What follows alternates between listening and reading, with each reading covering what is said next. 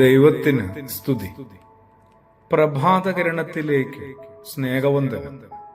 ഭാഗം 1720. ഇന്ന് സെപ്റ്റംബർ മാസം 15-ാം തീയതി 259-ാമത്തെ ദിവസത്തിലെത്തി. സ്ലീബാ പെരുന്നാളിന്റെ പിറ്റേന്നാണ് ഇന്ന്. വീണ്ടും ഒരു ഞായർ ദിനവുമാണ്. ആ ഒരു വിചാരത്തിന്റെ തുടർച്ചയാണ്. ആരെങ്കിലും എന്നെ അനുഗമിക്കുവാൻ ആഗ്രഹിച്ചാൽ തന്നെ പരിത്യജിച്ച് സ്വന്തം കുരിശുമെടുത്ത് എന്റെ പിന്നാലെ വരട്ടെ. അങ്ങനെയൊന്ന് ക്രിസ്തുവേശു പറഞ്ഞിരുന്നു, ക്ഷണിച്ചിരുന്നു. കുരിശ് വഹിക്കാൻ നിയോഗിക്കപ്പെടുന്ന സകലരും ചില കാര്യങ്ങൾ കാര്യമായിട്ട് വിശദമായിട്ട് അറിഞ്ഞിരിക്കണം. ഓരോരുത്തരുമാണ് തീരുമാനിക്കേണ്ടത് തോളിലേറ്റപ്പെടുന്ന കുരിശിന്റെ ഭാരം എന്തുമാത്രമുണ്ടെന്ന്. അതെന്താ അങ്ങനെ? മറ്റേത് വസ്തു തോളിലേറ്റിയാൽ തലയിലേറ്റിയാൽ എല്ലാവർക്കും സമാന ഭാരമാണ് അനുഭവപ്പെടുക.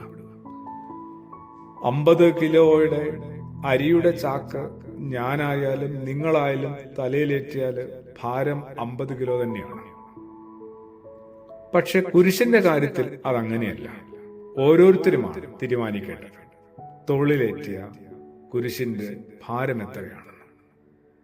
കുരിശിന്റെ ഭാരം നിർണയിക്കേണ്ടത് അങ്ങനെ അത് വഹിക്കുന്ന ആളായിട്ട് മാറുന്നു. അതോടുകൂടിയാണ് കാര്യങ്ങൾ വിപുലമാകുന്നത്, വ്യത്യസ്തമാകുന്നത്, ആശ്വാസകരമായി മാറുന്നത്. അവനവൻ വഹിക്കേണ്ട കുരിശിനോടുള്ള മനോഭാവം അനുസരിച്ചാണ് ഭാരം കൂടുകയോ കുറയുകയോ ചെയ്യുക.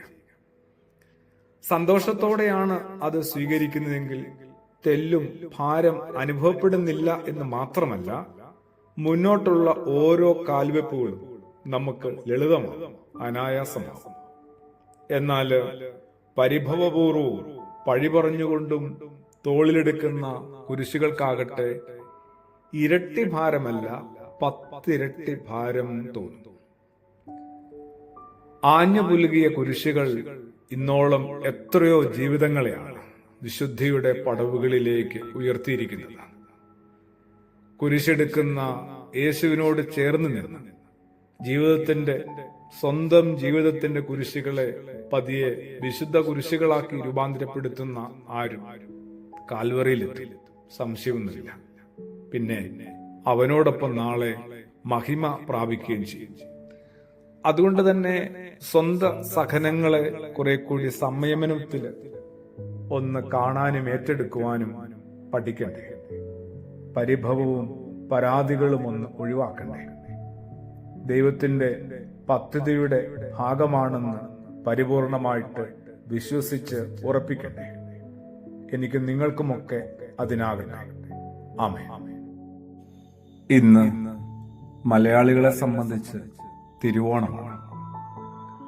ലോകം മുഴുവനുള്ള മലയാളികൾക്ക്, പ്രത്യേകിച്ച് പ്രഭാതകിരണത്തിന്റെ പ്രിയപ്പെട്ട കുടുംബാംഗങ്ങൾക്ക് ഹൃദ്യമായ തിരുവോണ ആശംസകൾ ഈ അവസരത്തിൽ നേരുന്നു.